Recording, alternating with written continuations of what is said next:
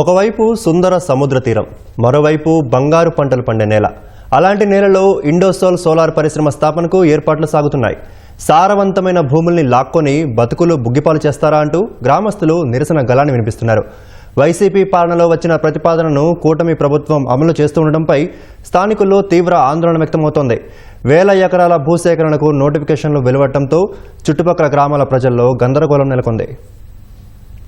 ఉమ్మడి ప్రకాశం జిల్లా ఉలవపాడు మండలం కరేడులో షిరిడి సాయి ఎలక్ట్రానిక్స్ సంస్థ ఆధ్వర్యంలో ఇండోసోల్ సోలార్ పలకల పరిశ్రమ స్థాపించేందుకు సర్వం సిద్ధం చేస్తోంది. వైసీపీ హయాంలో ఆ పార్టీకి అత్యంత సన్నిహితుడైన విశ్వేశ్వర్రెడ్డికి చెందిన ఇండోసోల్ కంపెనీ పేరుతో రామాయపట్నం, కావలి మధ్యలో పరిశ్రమల ఏర్పాటుకు ప్రతిపాదన సిద్ధమైంది. ప్రాథమిక కార్యకలాపాలన్నీ అప్పట్లో పూర్తయ్యాయి. ఇంతలో వైసీపీ ప్రభుత్వం పడిపోవడంతో ప్రతిపాదనలో మార్పులు చోటు చేసుకున్నాయి. ఈ పరిశ్రమ ఏర్పాటు చేయాలనుకున్న ప్రాంతంలో బీపీసీఎల్ పరిశ్రమ ఏర్పాటుకు కూటమి ప్రభుత్వం ప్రతిపాదనలు చేసింది. దీంతో ఇండోసోల్ పరిశ్రమ ఏర్పాటును కరేడు వద్దకు మార్చారు. దీనికోసం కూటమి ప్రభుత్వం భూసేకరణకు సిద్ధమవుతోంది. దాదాపు 8,300 ఎకరాల భూములు కట్టబెట్టేందుకు అన్ని ఏర్పాట్లు చేస్తోంది. అయితే భూములిచ్చేందుకు రైతులు, స్థానికుల నుంచి తీవ్ర అభ్యంతరాలు వ్యక్తమవుతున్నాయి. తీరం వెంబడి ఉన్న అత్యంత సారవంతమైన భూముల్ని ఇచ్చి రోడ్డున పడేందుకు సిద్ధంగా లేమని రైతులు తెగేసి చెబుతున్నారు.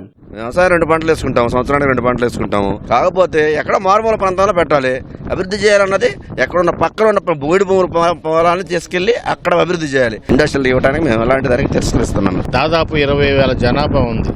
అద్భుతమైన పంటలు పండే సస్యశ్యామలమైన భూమి. 15 అడుగుల్లో త్రాగు మినరల్ వాటర్ కూడా పనికిరావు ఆ నీళ్ల ముందు. అంత చక్కగా రుచికరంగా ఉండే నీళ్లు.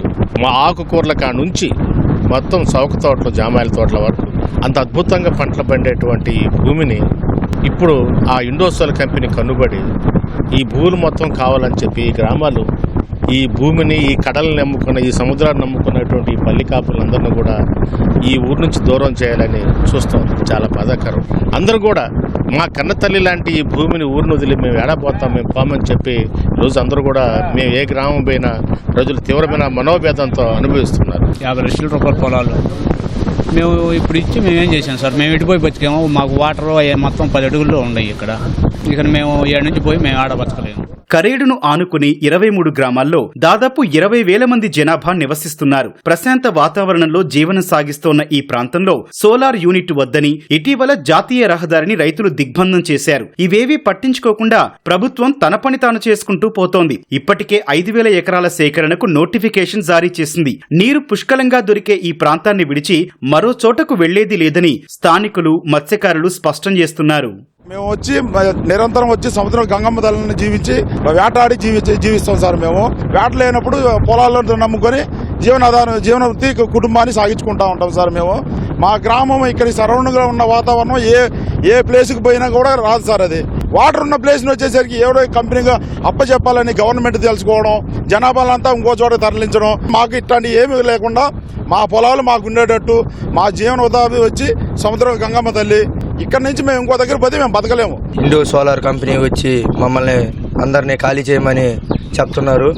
మేమైతే ఖాళీ చేసేది లేదని పంచాయతీ మొత్తం సభ మీటింగ్ పెట్టుకుని మేమైతే ఖాళీ చేయమని చెప్తున్నాము. మేమైతే వెళ్ళమని ఈ సభాముఖంగా తెలియజేస్తున్నాం.